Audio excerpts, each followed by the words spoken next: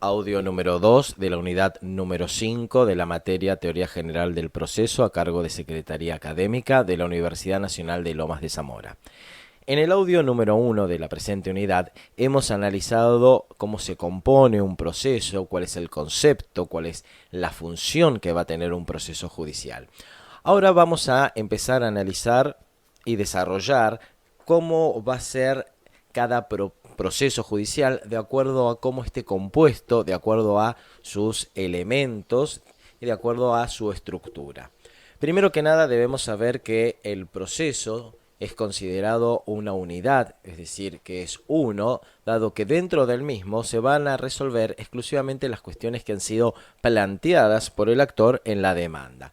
Cualquier otra cuestión secundaria no va a ser resuelta dentro de este proceso, sino dentro de un incidente procesal, si es que se puede, es decir, una especie de mini proceso paralelo que va a estar respaldado por la existencia del proceso inicial. En caso de que la cuestión deba ser analizada y debatida en un proceso independiente, se va a aclarar esto a las partes y se deberá iniciar un proceso anal, un proceso aparte, separado, en el cual se va a resolver la cuestión planteada por las partes. Teniendo esto en mente, vamos a analizar y a desglosar los distintos tipos de proceso de acuerdo a cómo estén compuestos estos.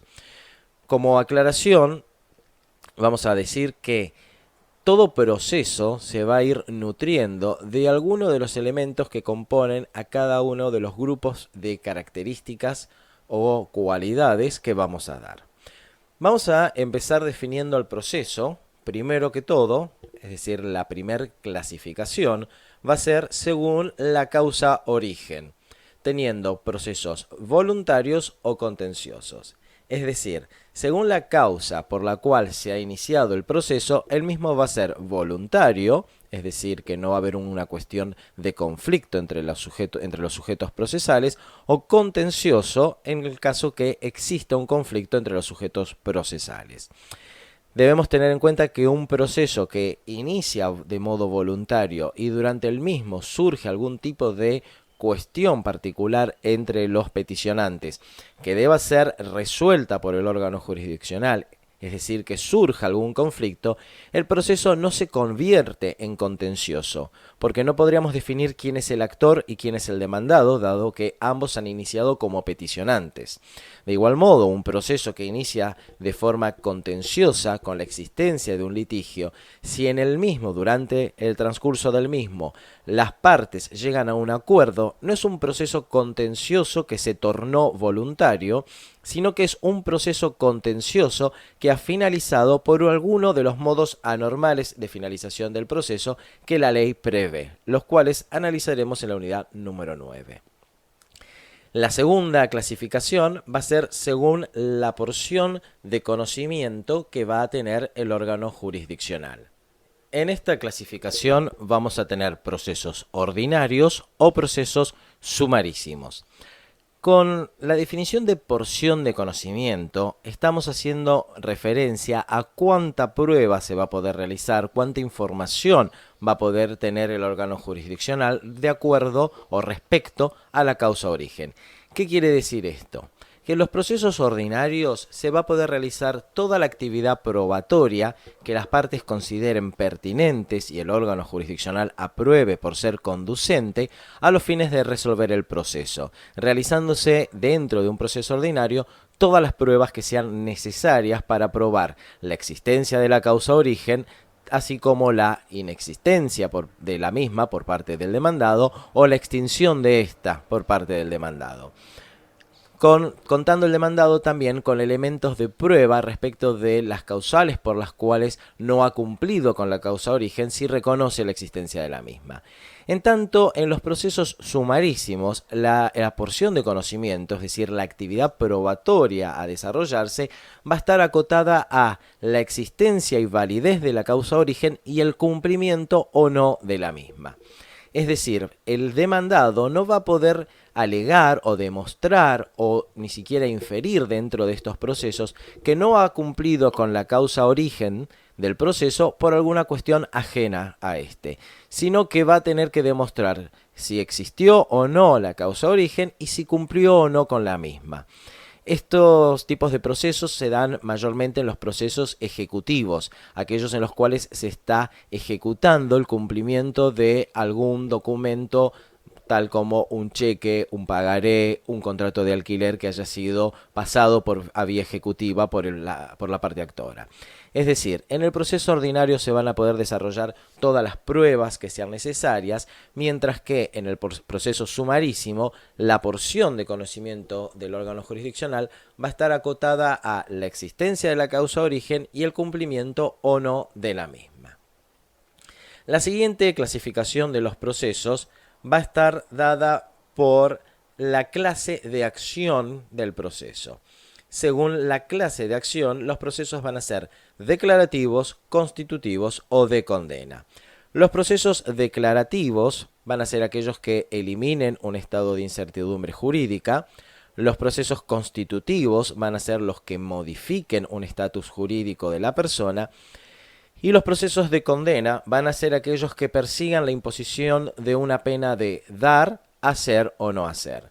Como hemos visto en la unidad número 4, el derecho de acción, las acciones, se clasifican en acciones declarativas, constitutivas y de condena. Por lo tanto, de acuerdo al tipo de acción que posea el actor, va a ser el tipo procesal o la clase de proceso con la cual nos vamos a encontrar. Un actor que posee un derecho de acción declarativo no va a poder iniciar un derecho de acción de condena ni constitutivo, sino que se deberá limitar a un proceso declarativo, lo mismo con el resto de los derechos de acciones.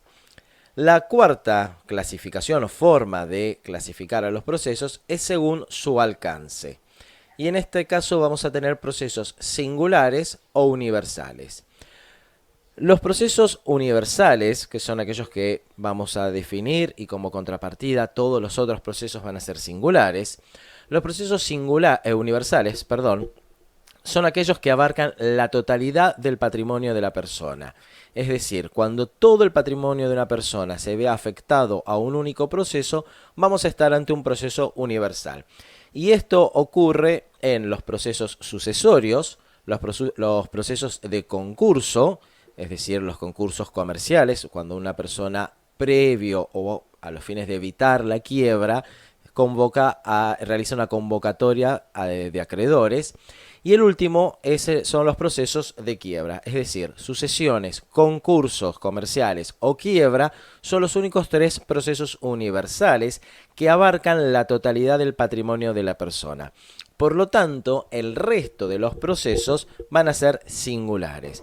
Recuerden que ya hemos visto que en los procesos universales opera el fuero de atracción, es decir, que todo aquel pleito o proceso pecuniario, económico patrimonial que tenga la persona, va a ser atraído por el proceso sucesorio, concursal o de quiebra. La siguiente clasificación, la quinta, es según la estructura del proceso. Y acá vamos a tener un nombre que se repite, pero que es diferente de lo que hemos visto en clasificaciones anteriores. Según la estructura vamos a tener procesos ordinarios y procesos especiales.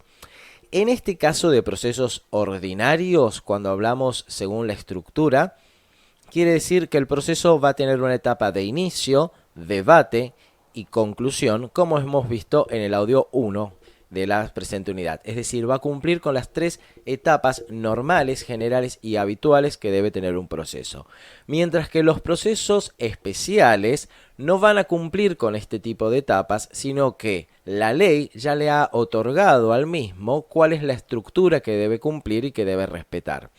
Como esta es una materia de primer año y no queremos que sea tan abstracta y confusa, nosotros nos limitamos a las características generales del proceso. De allí que la materia se llame teoría general del proceso. En otras materias que ustedes van a cursar dentro de la carrera en la Universidad de Lomas de Zamora, van a ver con mayor detalle los procesos especiales, de acuerdo a el fuero que corresponda: penal, laboral, civil, comercial, familia, etc. Entonces, de acuerdo a la estructura, vamos a tener procesos ordinarios que cumplen con las etapas normales y habituales de un proceso, y procesos especiales que tienen una estructura particular, única, dada por la ley.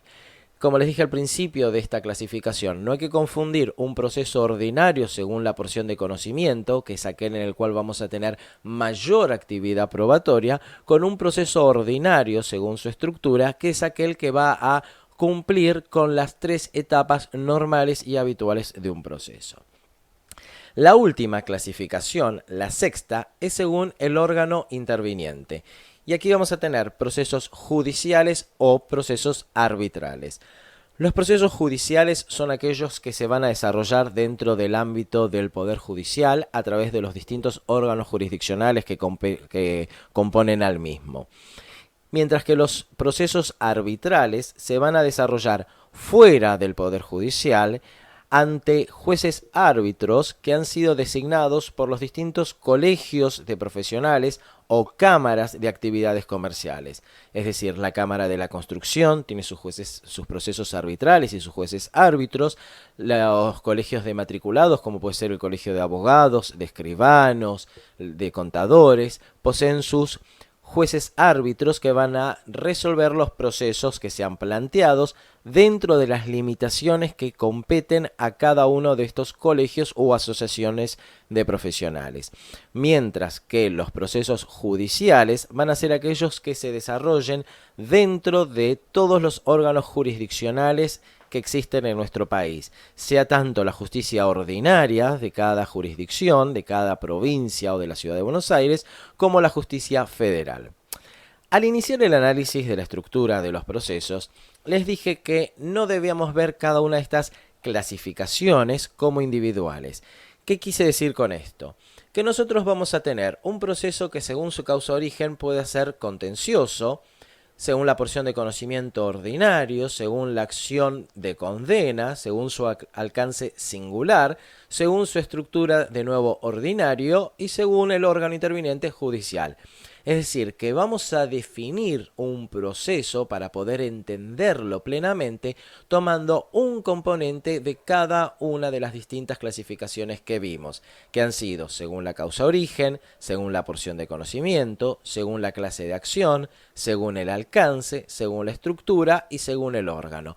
Cuando veamos y notemos uno de cada uno de las 6 clasificaciones, tomemos un elemento de cada una, vamos a poder definir de un modo cerrado y absoluto ante qué tipo de proceso judicial nos estamos encontrando en este momento. Con esto damos por terminado el audio número 2 de la unidad número 5.